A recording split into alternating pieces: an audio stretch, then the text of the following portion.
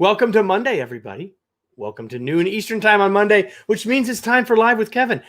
We're going to talk today about navigating our work and our life, and it's always been a challenge, right? And maybe it's a bigger challenge now than ever, if that's possible, because so many people are working from home. Today, we're going to talk about work-life balance, kind of, but we're going to have a special emphasis on how moms and executive moms deal with this challenge. And to do that, let me introduce our guest. She's going to help us to steer and guide this conversation. Her name is Joann Lublin. She was the management news editor for the Wall Street Journal, working with reporters in the U.S. and abroad until she retired in April of 2018. She continues to speak about leadership, executive women, and other management issues. She created the journal's career advice column in 1993 and kept writing its Your Executive Career column. You've probably read it until May of 2020. She shared its Pulitzer Prize in 2003 for stories about corporate scandals and won the 2018 Lifetime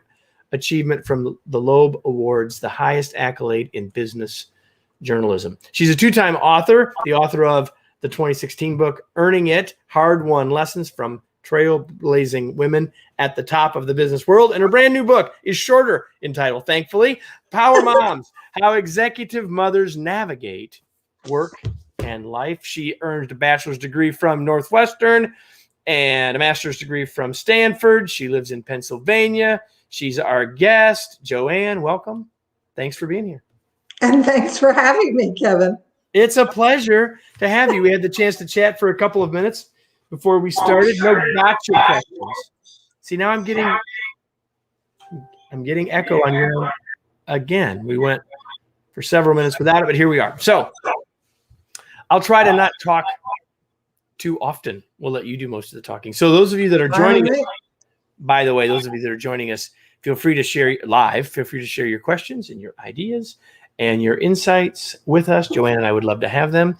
And so, man, we are getting some feedback. Joann, tell us about why you wrote this book.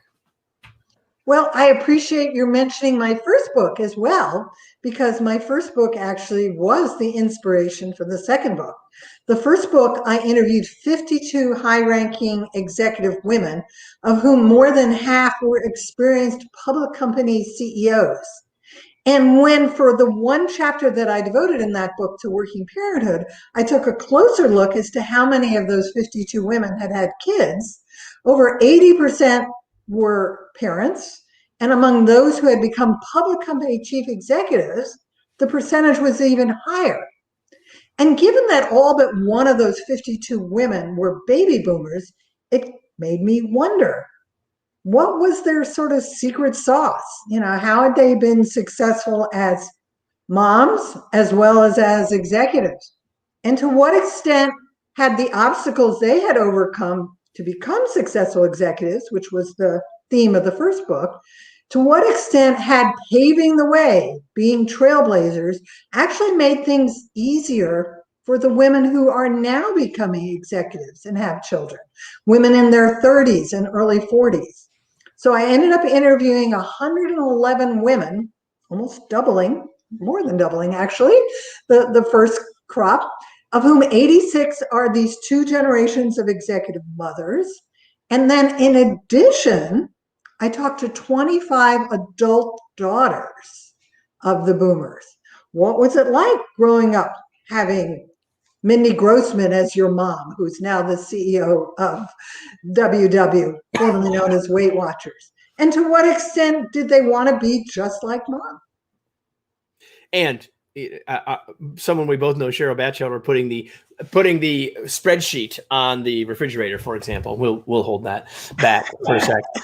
So I think it's probably clear to people, but let's there we're getting that feedback again. But let's just answer this question: what is a power mom, Joann? How would you define it? So the way in order to qualify to get interviewed by me for this book, you had to have at some point in your career, I didn't care when, maybe straight out of college, work for a sizable company, a company with at least $100 million in revenue. If later you decided to get out of Dodge and leave corporate America and start your own business, that was fine. But I wanted women who had had experience in major at least by my definition, sizable companies.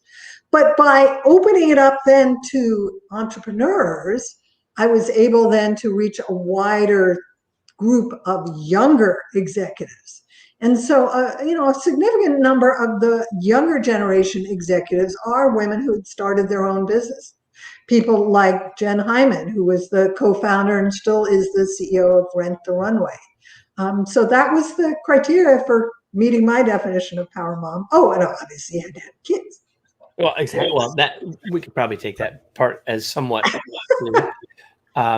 You talked in the book about the waves, first wave, second wave. And again, that may be somewhat clear to us based on how you described the evolution of the idea. But talk to us about what you learned or what we can learn about the second wave of how are the power moms of today different from that first wave?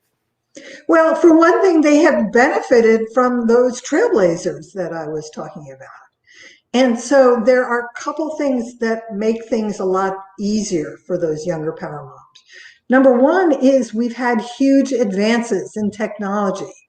And if it weren't for that, we would have all been able, those of us who have white collar positions, to work from home, to work remotely as we've had to do thanks to this horrible pandemic. Another thing is that the younger power moms have much more supportive spouses, whether it's a life partner, a husband, or in the case of one of those younger executives I interviewed, a wife. And they essentially set ground rules at the point when they commit to each other to being life partners or spouses about how we're going to manage having two careers. And if we do want to have children, how are we going to make that work? You can't obviously work it all out in advance, but you can have serious conversations and then revisit them periodically. The other thing that's really, really important is they have much more supportive workplaces. We have companies that get it. In my generation, if you didn't think the place where you work was family friendly, there weren't a lot of other options other than perhaps going into business for yourself. Right. And in those workplaces are women in senior level jobs who can act as role models, who can act as sponsors, who can act as mentors, and who can sort of explain how it went for them to make it easier for their next generation. I heard an interview this morning with a 4-star general in the Air Force who said, if you can't see it, you can't be it. And that really sums up how much things have changed for those younger executive women. Which, of course, does create a challenge when we're going to be working virtually. But people can still see you as a leader. You're still role modeling, even if you're not in the same physical space. So, it's interesting to me. You said something earlier about having clear ground rules. And it's so interesting how much of our work continues to talk about clear expectations, continuing to clarify expectations. And of course, all of that needed to rehappen as we all went to work from home. We'll talk more about remote a little bit later. So Joann, just for all of you, I almost always I get on with the guest for a few minutes before I hit the live button. And I always like to show them that I have their book. It always makes authors happy when other people see their books other than their own mothers, right? And so I did that. And so she asked me what often authors ask me. So did you read it? And I did read much of it. I didn't read all of it. I think that some of the questions that follow will prove that I read some of the book. But she asked me, I said, Joann, is there anything that you want me to make sure that we talk about? And she says, yeah, I want you to ask me about my marriage contract. And I said, the marriage contract? She goes, well, it's on page 60. Clearly, I read around in the book, but I didn't read page 60. So tell us, Joann, about the marriage contract. And I'm going to learn with everybody else on this one. And I may have the page number wrong. So you're totally off the hook, okay? It's fine, honest. I was just impressed that you gave a page number because, I did a conversation with a group a week ago about a book that I wrote a long time ago. And I said, listen, you have all read it more recently than me. So don't ask me about page numbers. So go ahead. Okay, so my husband and I met when we both worked on the Daily Northwestern together. And though we are the same age, I skipped a grade. So I started my career a year ahead of him. And he then followed me to California, where I had joined the Wall Street Journal after graduate school. And when we decided to get engaged, about a year after I had started my professional career, I announced that when we got married, I was not changing my name. And this was very disconcerting to my fiance, who said, no one will know we are married if you don't have my last name. And I was like, it's the 70s. Who cares? Everybody's living together here in California. And he's like, no, no, no. I'm talking about the relatives back east in Philadelphia because he's from this area. And I said, great, let's hyphenate our names. You know, I'll have a hyphenated name and you'll have a hyphenated name. And he was like, hey, then I'd be changing mine. Duh. Which then made me wonder, what else was I going to be forced or socially pressured to be different as a married woman? And it turned out that there were many laws on the books at the time that discriminated against married women. For instance, in California, your legal residence was where your husband lived. And this woman got legally separated from her husband, moved to LA, and could not register to vote because her legal domicile was still in San Francisco. Long story short, I began doing, as all good journalists do, some research on the topic and discovered there were marriage contracts in the 19th century that the suffragists drew up, in which they affirmed their right to keep their name, they affirmed their right to own property, et cetera, et cetera, et cetera. And I said, I'll take one of those. And so I found a lawyer who happened to be the local counsel for the local chapter of the National Organization for Women. We drafted this document, and it covered things like how we were going to manage our careers, who would have their last name if we ever had children, what would we do when we had to relocate. And the only sentence that survived translation into legal gobbledygook, no offense to any lawyers on the call, was the sentence that Mike wrote, which was, household duties shall be shared equally, but not necessarily cheerfully. That made the cut, right? That made the cut. But in terms of careers, we agreed, since we were both committed to journalism careers, we would alternate whose career took priority in terms of where we lived. So he came out to California when he decided he wanted to go back to grad school. I had to follow him. It worked out okay. So here's my question: 70s, 2020s, anything? Well, I'm sure you've learned a lot from that process, and I think you used the word ground rules earlier. So whether we call it a contract, whether we call it ground rules, whether we call it expectations, the idea of us talking about it is important. Is there anything in that document today that, with hindsight being perfect, right, that you would have put in it that you didn't? Yeah, I think I would have had more conversation about the possibility of having children, because the only mention in there about children is that they would have his last name and my name as their middle name. But we never talked about this notion of co-parenting. Who heard of that? I mean, there wasn't anything called paternity leave at that point. Right. And frankly, I wasn't even though I did, have this provision about the name issue, I wasn't convinced that we could have children and I could have a career. I actually wrote a first person essay for the Wall Street Journal several years after we got married about the fact that I was a baby maybe person, because I could not imagine committing myself as I was to a journalism career and also that I could be a parent. It just seemed undoable, unfathomable. And in my husband's case, the idea of taking off a lot of time, even once we became parents, was totally out of the question. I think he had 2 weeks vacation. And so with each child that was born, one in 1979 and one in 1983, he took off the day the kid was born and then said, make sure the hospital keeps you there until Saturday, and then I don't have to take another day's vacation. And I did, of course. And he went back to work on Monday, Yep. So now, for Joann's benefit and to prove to all of you that I did read some of the book, one of the things I love in the book, because I have long believed a similar thing about both moms and dads. And so you have this idea of what can I learn from being a parent? What can I learn from being a mom to be a great leader? So great mom, great boss. Talk about that. I think we're in great agreement here. So talk about that a little bit. So one of the chapters is indeed on that very issue. And I look at it from both ends of the telescope. If we have children before we become bosses, how do our experience as parents actually make us better bosses? I think we certainly learn to multitask. We learn how to be extremely patient. We learn how to be focused on outcomes rather than the process. But we also learn some other things that make us great bosses. We understand empathy. We understand the importance of walking in the shoes of those little toddlers as they're learning to walk, so to speak. But by the same token, what happens if we become supervisors first and then become parents?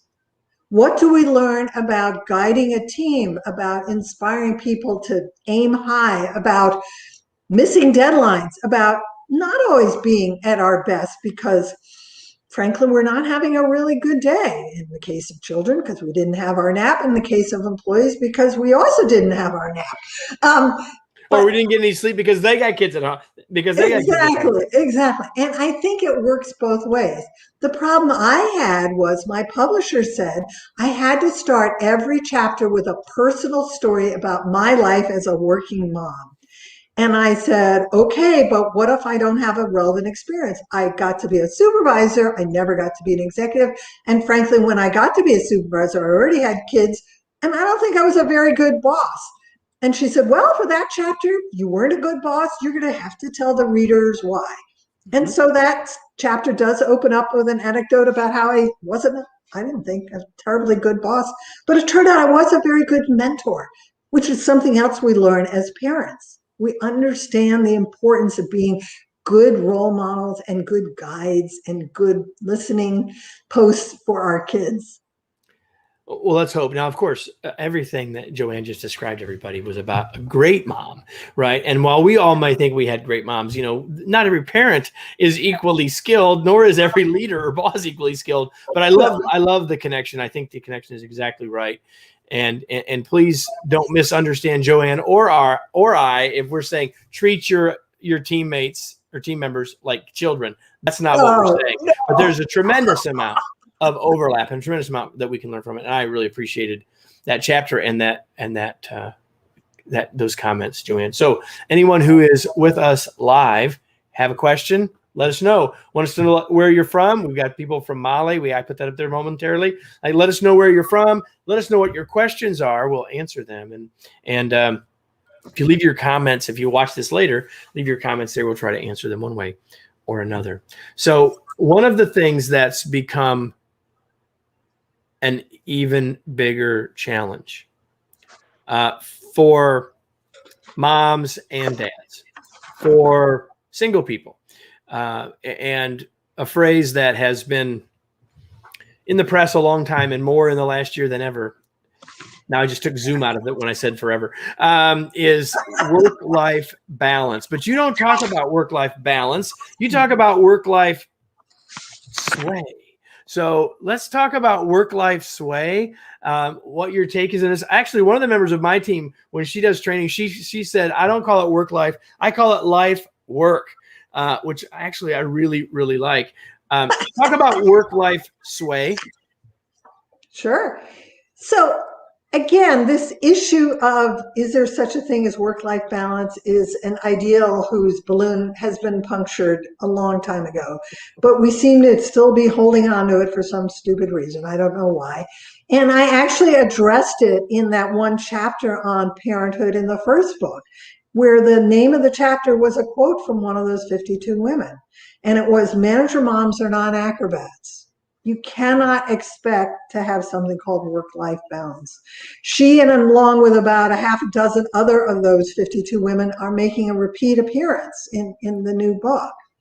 And when I started reporting the book and began reaching out to that younger, second wave of executive mothers, that's when I got introduced to this concept called work-life sway. And I became so enamored of this concept that I wanted it to be the subtitle of the book.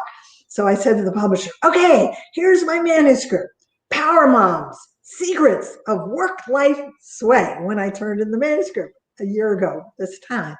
And she's like, nah, that's not going to work, Joann. Nobody has the foggiest ideas of what you're talking about, as did I. I didn't either. And so then when I meet this first Gen Xer mom and she starts talking about this, I said, what is it?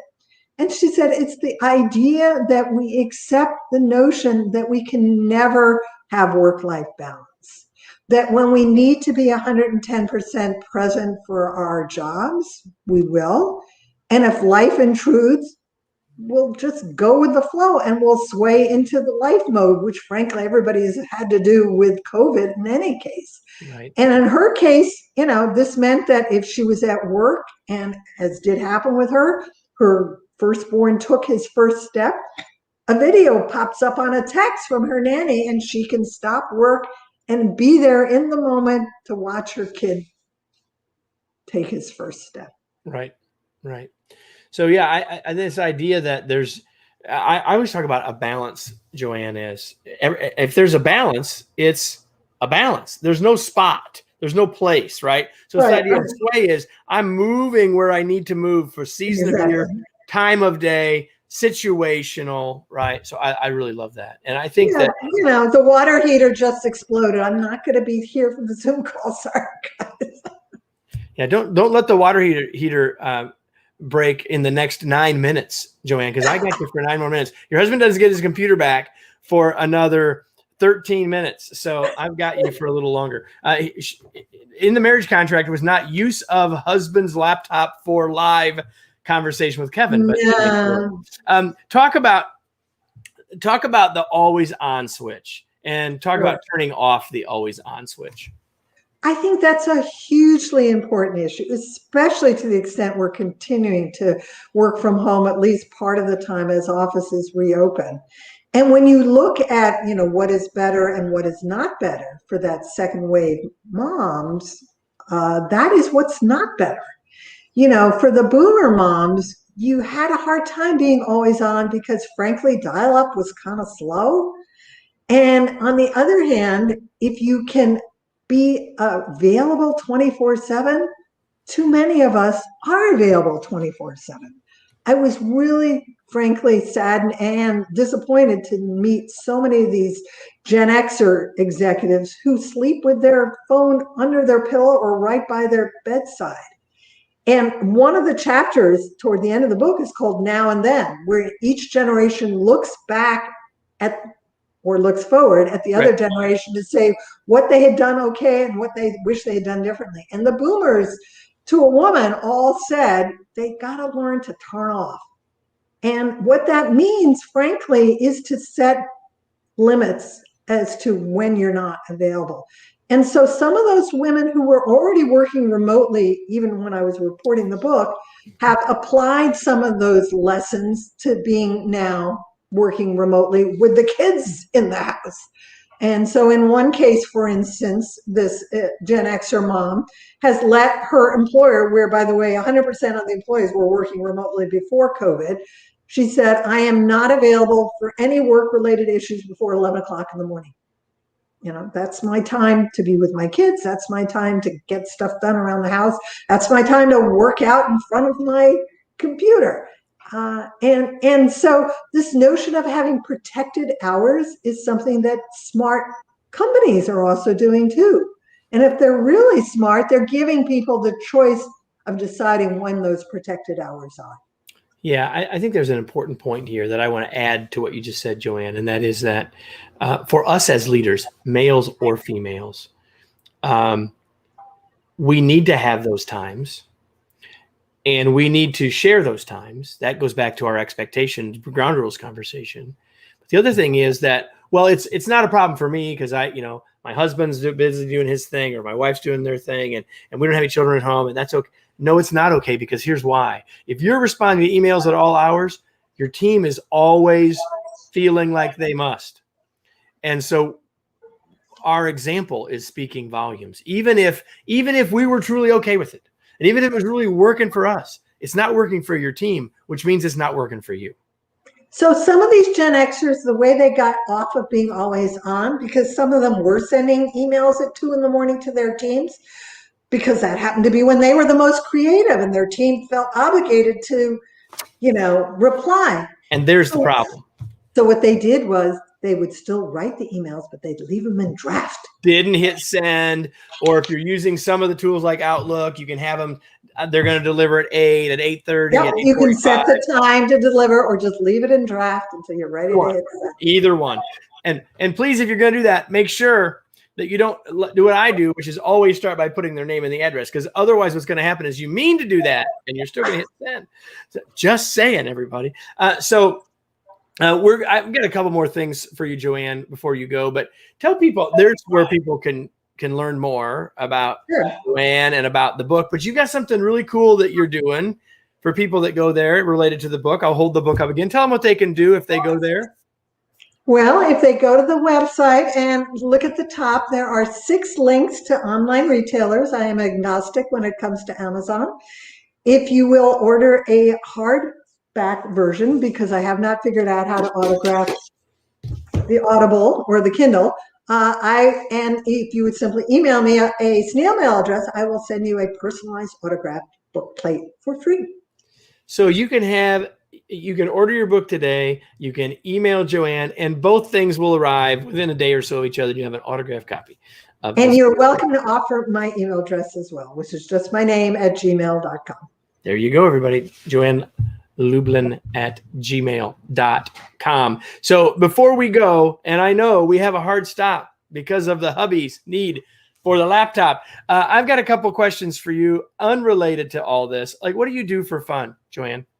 Oh, I love to play the piano. Unfortunately, we're at an angle here where you can't see my piano. And when the weather's nice, I'm a bike rider and a hiker.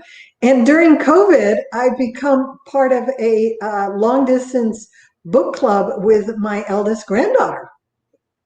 So, okay. Well, you didn't even know this. That leads me to my next question. What are you reading? So maybe you can say what you're reading with your eldest granddaughter, but what are you reading? Well, except that she's sort of put it aside for the moment, so I'm not going to embarrass her by telling her.